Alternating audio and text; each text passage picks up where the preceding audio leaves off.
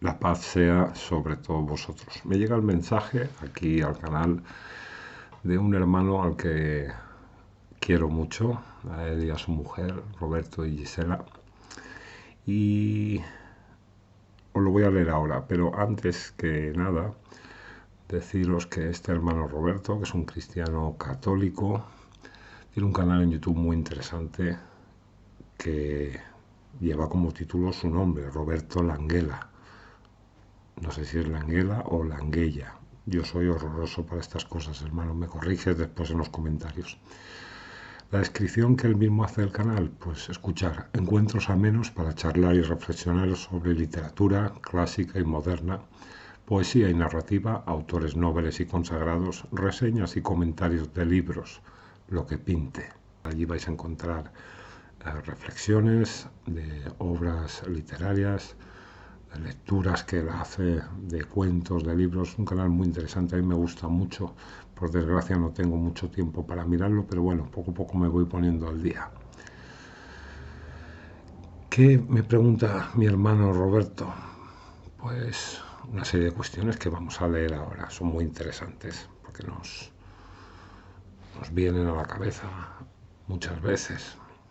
¿Qué traducción del Corán me recomendarías para empezar a leer? Me preguntas. Pues yo te recomendaría la mía, pero la mía no está acabada. La mía está en proceso, llevo 20 años con ella, ¿no? No es una traducción del Corán, pero sí es una interpretación de los términos, un análisis, una estructura de los contextos y los temas principales que aparecen en el libro. Y bueno, es un trabajo muy largo, no sé si ya te lo comenté. Pero si quieres algo completo en relación a una traducción del Corán, yo te recomendaría la de Mohammed Asad, que se titula El mensaje del Corán.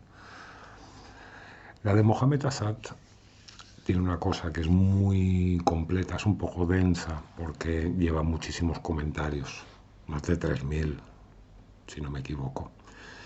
Y claro, tal vez no te interesa algo una lectura tan profunda. Si es así, te recomiendo entonces la de Julio Cortés, que aunque no es tan buena traducción, sí que se ajusta bastante a bueno, lo que sería la idea general del texto. Era un buen traductor este Julio Cortés. Pero claro, el Corán, al estar en una lengua semítica, es muy difícil de traducir. Para hacer un trabajo medianamente completo, por decirlo de algún modo, hace falta muchísimo tiempo y muchísimas hojas, muchas. Yo llevo 35.000 y todavía no he terminado mi trabajo, o sea que... Pero claro, mi trabajo no lo va a leer nadie porque va a ser un tostón. Te dejo las dos copias aquí abajo en la descripción del vídeo, hermano. Todo lo dejo también, la dirección de tu canal, de Roberto Languela, que quiero que lo visitéis, por favor.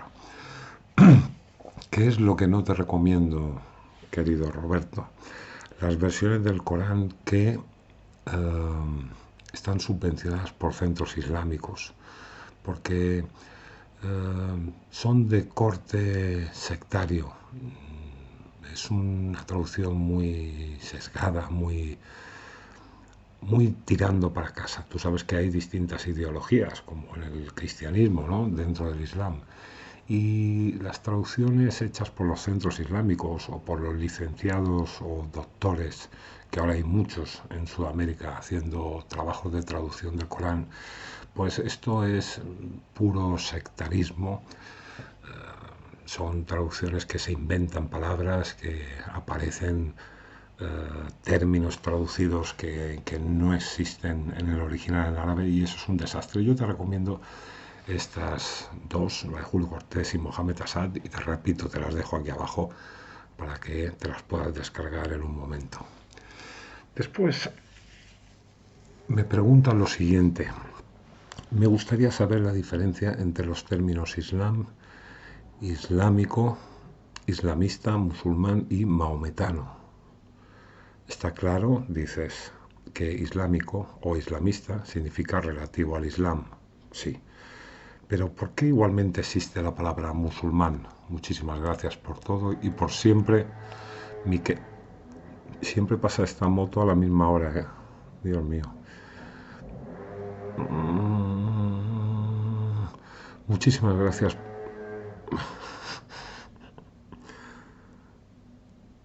Muchísimas gracias por todo y por siempre, mi querido hermano Umar. Dios te cubra de bendiciones y a tu familia bendito seas. Y a ti también, hermano, bendito seas. Que Dios, Allah, es lo mismo, te bendiga a ti, a Gisela y a toda vuestra familia. Muchas gracias a ti por todo, hermano. Mira, sobre estos términos que me mencionas, vamos a hacer una breve reflexión. No se va este de la moto, ¿eh? Y no es el que reparte el periódico, porque esto es un jovencillo que se pone a dar vueltas con la moto. Aquí son las 3:40 de la madrugada. Bueno, Islam y islámico, pues se entiende como un genérico, ¿no? Pero Islam, primeramente, describe un estado, como ya viste en un vídeo de aquí que hicimos en el canal, y el nombre de una religión. Pero básicamente Islam se podía definir como, o se entiende, como aquella religión o estilo de vida o filosofía de quien se somete a Dios, es decir, quien tiene a Dios como único Señor, quien cree en que existe un día del juicio y quien hace buenas acciones, quien completa estos tres principios, este se puede considerar musulmán o está dentro de lo que sería el Islam. No importa el nombre de la religión, quien cumpla estos tres principios, como nos dice el versículo 2:62 y 5:69, ese es musulmán, se puede considerar dentro del Islam. Lo de islámico, pues se utiliza casi siempre de forma incorrecta, porque se relaciona con la comida árabe, la cultura de los árabes, la arquitectura y todas esas historias, ¿no? No es del todo acertado, sí, claro, guarda relación, pero el Islam o lo islámico no tiene por qué relacionarse con lo árabe, porque Jesús es internacional y la gente no lo relaciona con la tradición judía. Y Jesús era judío, ¿verdad? Pues ocurre o no ocurre lo mismo entre los musulmanes, ¿no? O esa idea que se tiene de lo islámico. Se relaciona directamente a lo árabe, pero no tendría por qué ser así. Luego, el término islamista, pues normalmente se refiere o se utiliza para definir a ese perfil de extremista islámico, ¿no? Personas de un discurso violento, que evidentemente es anti-islámico, porque el Islam no aboga por la violencia ni por el ir matando a los incrédulos por ahí.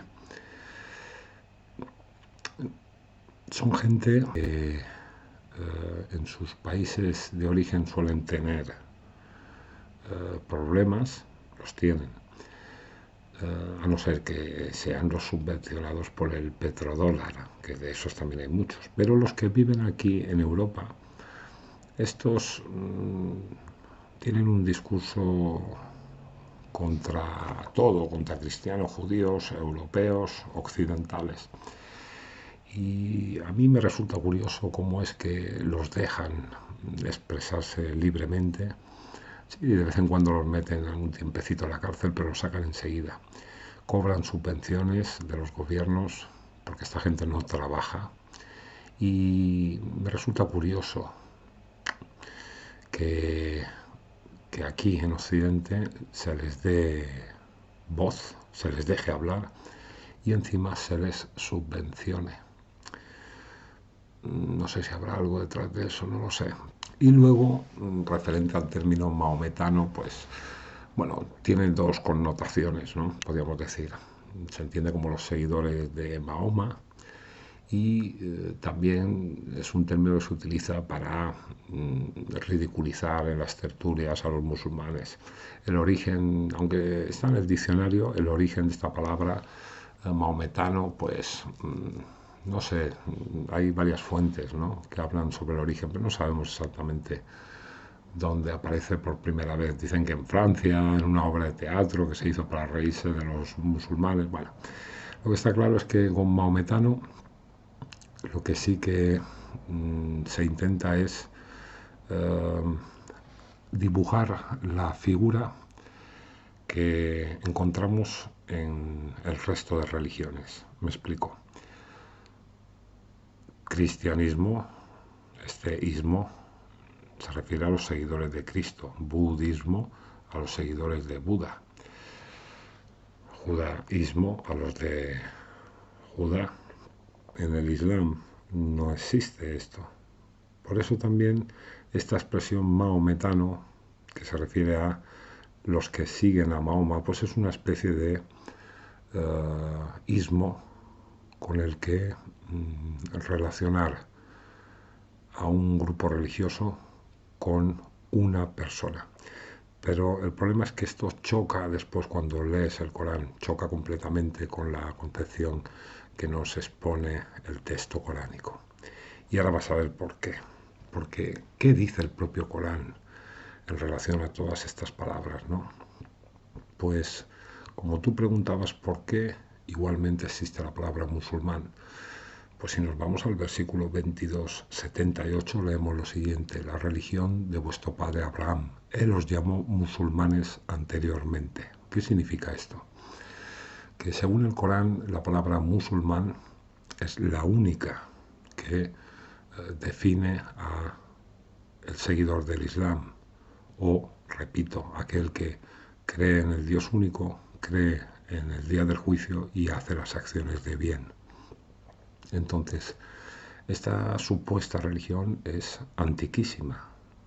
De hecho, todos los profetas, según el Corán, vinieron con el Islam, ¿no? Y ya desde la época de Abraham, a los seguidores de Abraham ya se les llama musulmanes. Entonces, teóricamente es algo, es un término, un concepto que sería más antiguo, según el Corán, que el cristianismo o incluso el judaísmo, ¿no? Sí que es verdad que se podría profundizar, se podría mirar de una manera más académica qué significa cada palabra, pero bueno, yo te he dicho el significado que tiene, así el de ir por casa, que yo creo que siempre es el bueno, ¿no? Hermano, un fuerte abrazo para ti, un beso para Gisela y que Dios os bendiga. Assalamu alaikum.